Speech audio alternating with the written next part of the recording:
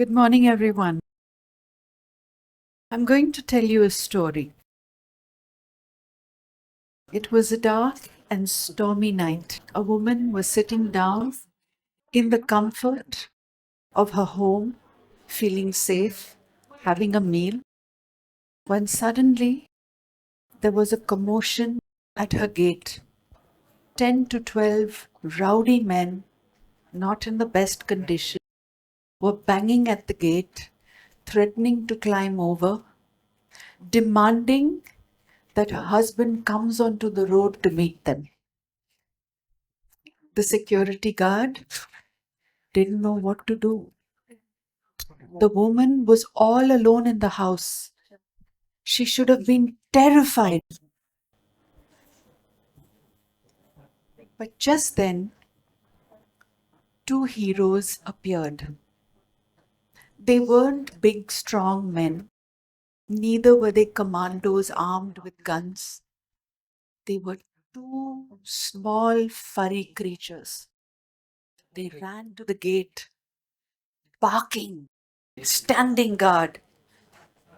The security guard opened the gate a crack. The men saw these ferocious creatures, backed away, ran to their van, got in, and drove away. So, who were these heroes? My friends, these heroes were two small brown female dogs. They were street dogs, and they had been adopted by the family inside. Their names are Champa and Chameli. You may wonder who trained Champa and Chameli, and I'll come back to that. But for now, I'd like to ask you, why do you think we love stories with happy endings? Why do we love stories where unassuming people stand up and save the day? Even little creatures like street dogs, help comes from the most unassuming places. And why do some of us love to protect those who can't protect themselves? So the urge to do something comes from something deep within.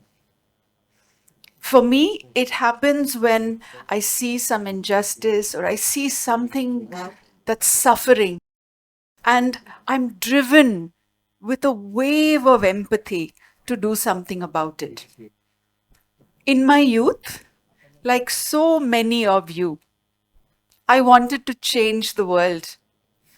And when I started to realize things around me, the suffering overwhelmed me. But then I learned that I could do one thing at a time. I could help one person at a time, and I could help one animal at a time. Today, 32 years later, Blue Cross of Hyderabad has an army of volunteers, and we've been able to help 600,000 animals.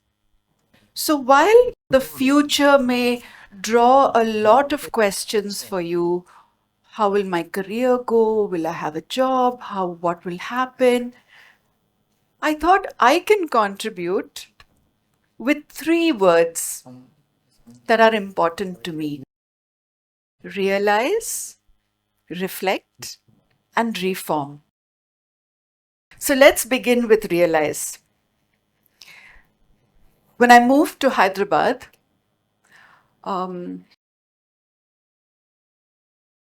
hundreds of dog bites every day.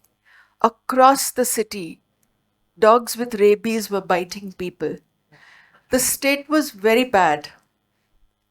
And every day, hundreds of dogs were being carted off to be killed. And yet, the bites continued, rabies continued. Animal Welfare Board then presented a report saying, the dogs come because of our garbage. Urban garbage creates a huge food source that attracts street dogs. And killing does not resolve rabies. Instead, sterilizing them and vaccinating them against rabies is a safer way. These dogs create safe zones for the community. So animal welfare groups like us started to sterilize and vaccinate dogs, and soon the city became a safe place. But the dog bites continue in places where this service is not provided. But let's step away from the city and street dogs. I know you may not want to listen to it for the whole morning. Let's step away and see a larger global issue. In 2024, the World Economic Forum found that there were 150 million people who were refugees, who had lost their homes due to war and climate change. And this number is growing every year. The report also said that the study showed providing jobs for these people didn't resolve the problem, but providing homes would solve the problem. So Finland took the lead. They started a program called Housing First. And by providing homes for the homeless and then the jobs, they eradicated homelessness. They realized a better way and they led the way. Here in India, a young man called Anshu Gupta saw the plight of homeless communities who had been displaced due to natural disasters, earthquakes, floods. They had lost their homes and their communities. Anshu Gupta saw their suffering and started a social enterprise called Goonj.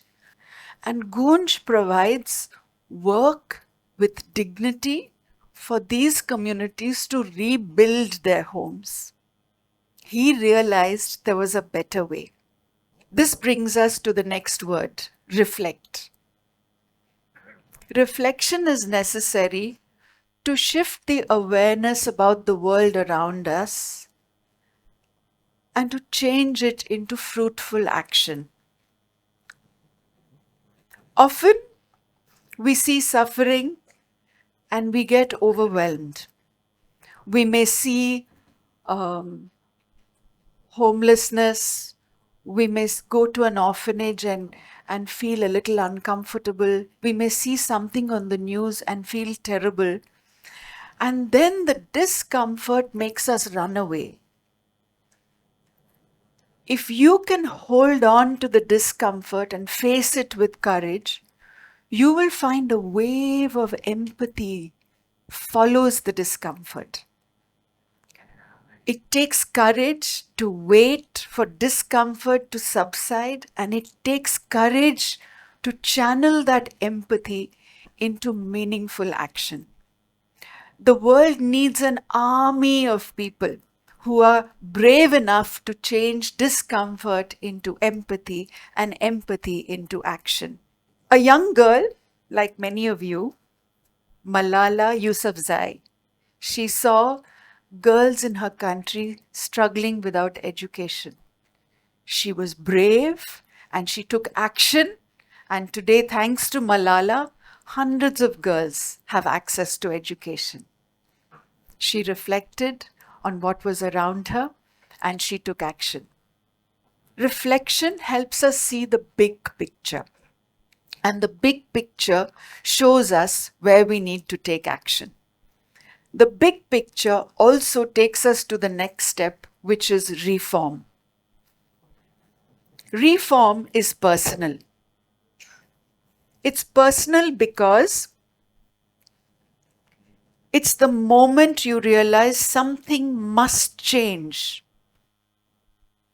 And then you realize you have to step up and be the change. Reform is about looking around us and noticing things that are not right. For example, plastic. We know plastic is polluting the earth, the landfills, it's polluting the air, it's polluting the waterways. Plastic is everywhere. Yet the last time you saw or you were offered a plastic bag or a plastic bottle, what did you say? Can you say no? I will use only reusable items. Well, the heaps of plastic was noticed by a young lady, an entrepreneur from Pune called Amita Deshpande. She noticed these heaps of plastic and she said we have to reform, and she created socio-eco tribe or eco-socio tribe. And she worked on creating beautiful household items, bags, and really attractive goods through recharkha, where she weaves this plastic into beautiful items. They're really lovely. And she taught rural women how to do this, giving them a livelihood. Amita Deshpande reformed the way we approach plastics and garbage. There are so many stories of reform that can inspire you. One example is the white helmets in Syria. They were volunteers, ordinary people who saw the war and saw people hidden or trapped in the rubble of the war, and they went and risked their lives to bring them out. They reformed and created the change. A doctor called Ravi Kannan, an oncologist, he narrates a story of his reform. He was a practitioner, a healthcare practitioner in Assam, and he treated a man for his cancer, mouth cancer. And even though the man recovered, the wife continued to cry and be very sad. And Dr. Kannan couldn't understand. He asked her, "Why are you always so sad? Your husband has recovered." And she said, "I had to pawn my 10-year-old child to the landlord so that I could afford the treatment." Dr. Ravi Kannan reformed, and never again did he ask for money from poor people. Another story of reform was Harish Hande, an IITian. Most IITians will go off abroad and do something fabulous there, make a lot of money. But Harish Hande started Selco, a social enterprise that provides solar power. He saw marginalized communities without electricity living in darkness, and he decided to give them light in the form of solar. I can spend all day telling you inspiring stories of ordinary people who became heroes and became the change. Let's come back to Champa and Chameli, my two favorite heroes. You may ask who trained them to be these commando dogs. Nobody trained them. Ask anyone who loves a dog. A dog is naturally a protector. They are born with the instinct to befriend and protect human beings. Every day, because there is rabies and because there are dog bites, people debate that they must kill dogs like Champa and Chameli. You can be the change by going out into your community and having all the street dogs sterilized and vaccinated. And that is the way you can keep your community safe from rabies and dog bites. I was 6 years old when I rescued my first animal. I saw suffering and I knew something had to be done, and I just did it. Fortunately for me, my mother didn't stop me. She stood by my side. She let me care for the creature. And even though it died and I cried, she gave me her shoulder so that I would build the courage to be a volunteer. I realized we can't do anything alone, but together we can change the world. One person at a time, one animal at a time. The time to change is not tomorrow, it is today.